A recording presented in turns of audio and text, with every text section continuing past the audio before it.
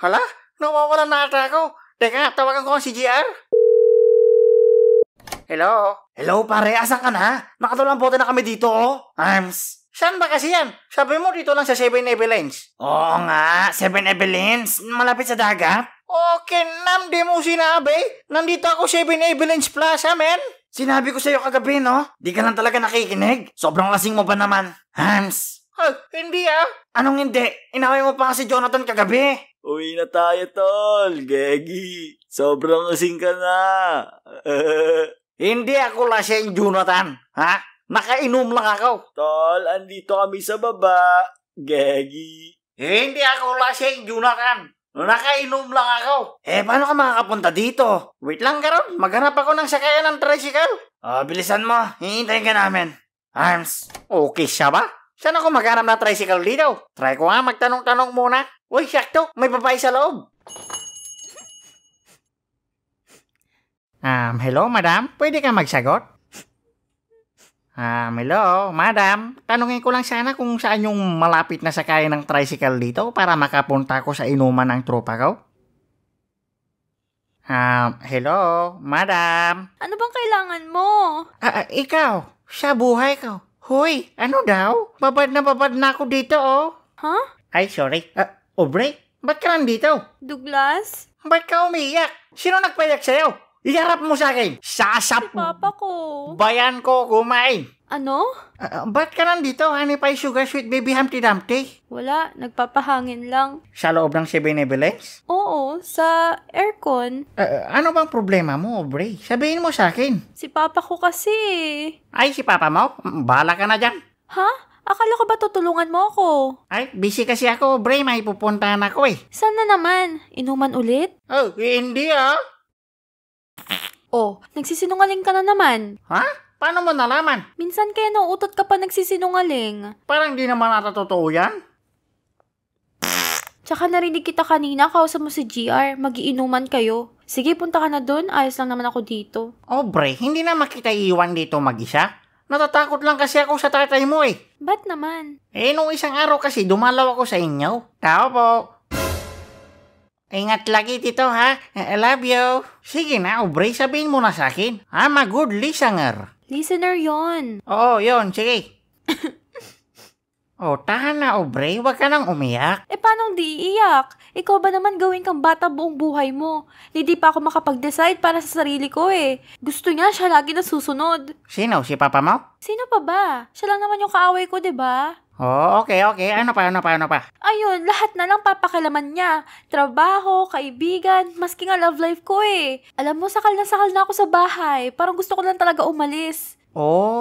Teka. From the top, nawala kasi ako dun sa part ng panong hindi iyak. Ang bilis mo kasi magkwento. Wag na nga, ang hirap mo naman kausap eh. Sige na, ano ba naman to? Yun nga, nasasakal na ako sa tatay kong pakalamero sa buhay ko. Yun lang? Si OA? Ano? Ako OA? Hindi. Ang sabi ko, okay. Naintindihan kita, Bibi Aubrey. Naku talaga yung si Papa mo. Dapat di niya ginagawa sa'yo yun. Yun nga. Kinokontrol niya kasi ako eh. Diba? Pangit kasama ng mga ganyan. Istrikto masyado.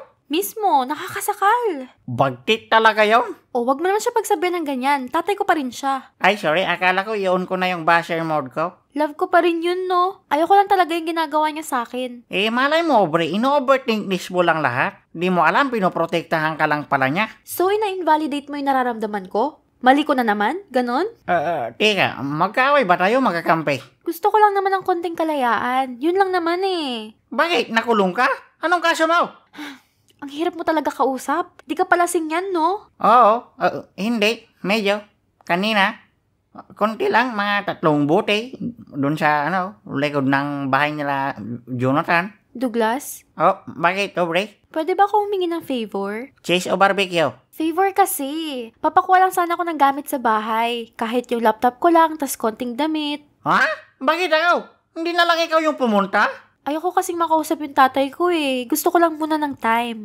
Paano pag nahuli ako? Tulog na yon sa ganitong oras. Sige na, Douglas, please. Sige na. Wait mo ako dito ha. Papatulong ako kay Jonathan. Ayan, andito na tayo sa loob, pre. Galing natin, Gagi. Hoy, ano ka ba? hinaan mo lang boses mo, pre. Baka magising natin yung tatay niya. Ay, okay, Gagi. Ano na ulit yung pinapaimpake ni Aubrey? Lighter. Hoy, ano ka ba, Jonathan? Ano na kasi ulit yun? Ay! Anak, gising ka pa? Alam ko nandyan ka. Narinig kita kanina. Anong sasabihin ko, pre? Magpanggap ka na lang na si Aubrey, tol. Gagi. Anak? Bakit, Daddy? Daddy? Hindi ganyan ang tawag mo sa akin, anak. Mami? Ay, alam ko galit ka sa akin, anak. Gusto lang sana kita makausap. Ayoko. Tampo ako sa'yo, tito. Ay, papa. Ano ba naman yan, anak? Alam mo naman pinoprotektahan lang kita. Projekta? Ano ka, pulis? Pulis naman talaga ako, anak. Tsaka teka, ba't ganyan boses mo? Para kang daga. Ay, namamalat lang ako, papa. Sige. Pero pwede ba kitang makausap, anak? Pakibuksan mo naman ang pinto. Ayaw ko, papa. Leave me, galon. Galon? Basta lubayan nyo ako. Di natin maayos to, anak, kung di natin to mapapag-usapan. Hindi nyo kasi ako binibigyan ng kalayaan eh. Ginagawa nyo akong kriminal. Grabe naman sa kriminal, anak. Hindi naman kita tinuturing na ganun. Porket kumuha lang ako ng kunting alak sa mga store dito sa barangay, kinukulong nyo na ako dito sa bahay? Ha? Kumuha ka ng mga alak? Sorry? Papalampasin ko na rin narinig ko, anak. Basta mag-usap lang tayo. Ayaw ko pa rin. Tampo ako. Oh, wag ka na umiyak. Pasensya ka na, anak. Sorry na. Kaya ko lang naman ginagawa yun para sa ikakabuti mo. Ano yun? Sinasabi nyo masama ako, ganon? Ginajudgment nyo ako? Para ka lang tatay ng nililigawan ko? Ha? May niniligawan ka, anak? Sabi ko, para kang tatay na nililigaw ako. Hindi ko na mahanap ang landas ko. Sorry, anak. Ano bang kailangan kong gawin para mapatawad mo na ako? Ibibigay ko sa'yo lahat. Lahat? Oo, anak. Lahat. Prinsesa kita eh. Promise? Pangako, anak. Kahit ano. Gusto ko lang ng kalayaan sana. Okay, anak. Pagbibigyan kita sa hiling mo. Tsaka gin, 2.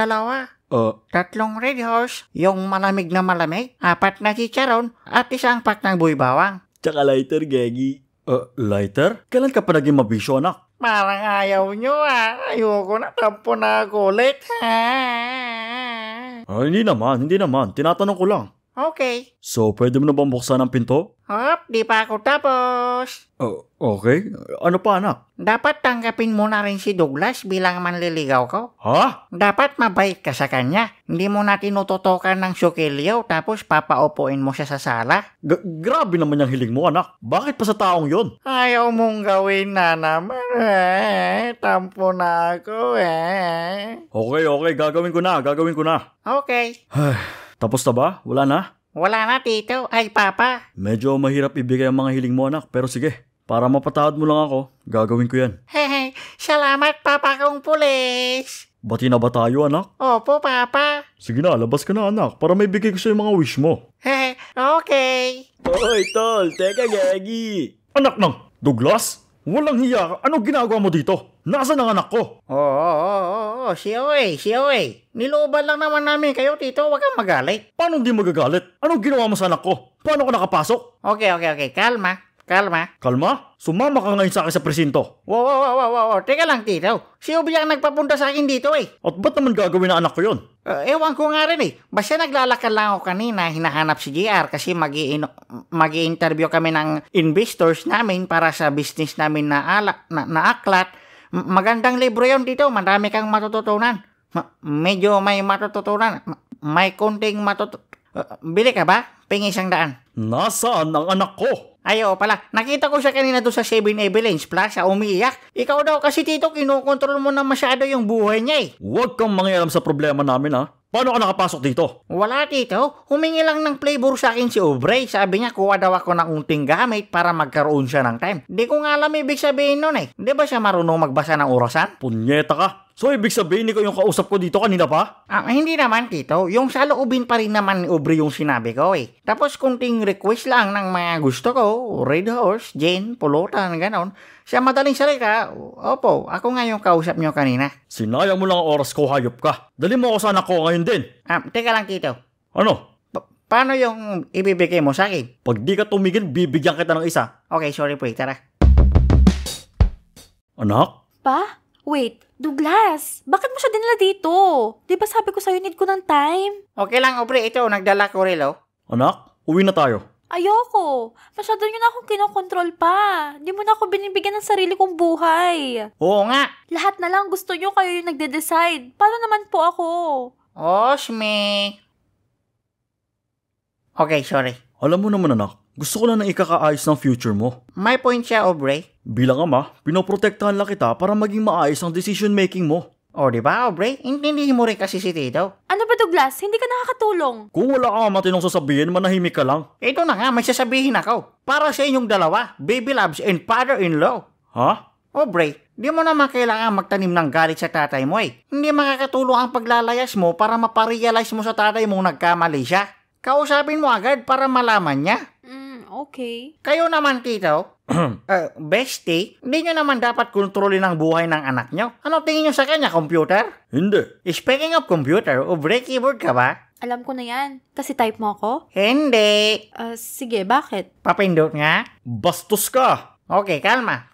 Bestie, balik tayo doon. Sige. Yun nga, ang misyon talaga ng mga magulang ay gabayan ng mga anak sa mga desisyon nila sa buhay. Ikaw kasi pakialamiro ka rin eh. Aba, Hayaan yung magkamali at madapa ang mga anak nyo para matutong tumayo sa sarili nilang paa. Dapat kayo nga ang sandalan nila pag nabibigo sila sa buhay. Hindi yung kinakatakutan pa kayo. Palibhasa kasi ikaw para kang dragon magalit eh. ano sabi mo? Sorry pa. Kung nagawa ko po maglayas, di ko na po ulitin. Okay lang yun, nak. Sorry din dahil masyado ako naging stricto. At mainitin ang ulo. Ayun, mainitin din ang ulo. Tsaka pakialamero. Yun din, pakialamero. At lasinggero. At lasing... Ikaw yun eh. Ay, okay, sorry. Salamat din sa'yo, Douglas, dahil naging tulay ka para magkaayos kami ng anak ko. May aral ka rin pala na ibibigay sa kapwa mo, maski sa akin na mas matanda sa'yo. Saks lang. Sige, pwede ka na ulit pumasok sa bahay namin para ligawan ng anak ko. Ayo, salamat, bestie. Sige, uwi na kami. Ikaw, saan palakad mo? Huwag kang mag-iinom ngayong gabi ha. Sige po, ingat. Ang sabi ko, wala nang inom ngayong gabi ha. Opo, Tito, hindi na. Uwi na rin ako. Pangako? Promise?